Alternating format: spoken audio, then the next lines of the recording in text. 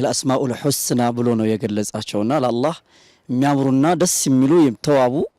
ስሞች አሉትና በዚህ በስሞች እየጠራችሁ ወደኔ ተቃረቡ ዒባዳ ነው ማለት ነው አምልኮት ነው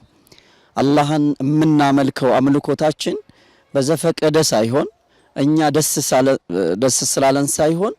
አላሁ ዐዘ ወጀል እሱ ባስቀመጠልን ብቻና ብቻ ነው ማለት ነው መሻይኾቻችንና ዱዓቶቻችን ያነሷቸው ብዙ ነጥቦች አሉ ከነዚህ ሁሉ ምን ወስዳቸው ትምርቶች እንዳሉ ሆኖ እኔ ማንሳት መፈለገው ምንድነው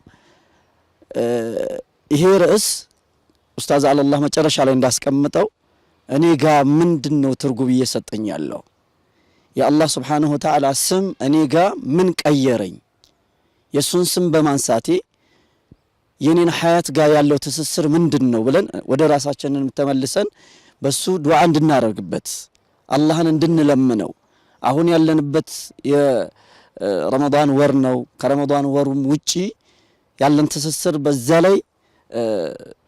በሱ ስሞች ዒባዳ እንድናደርግ ኢነ ረበከ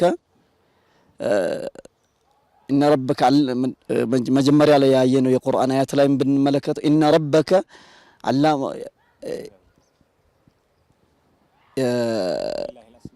ولله الأسماء الحسنى فادعوه بها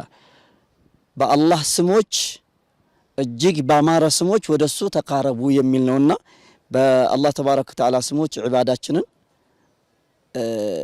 እናጠንክር የሚል መልእክት ነው ያለኝና ኢንሻአላህ ለሌሎች ዑለማዎች ይህን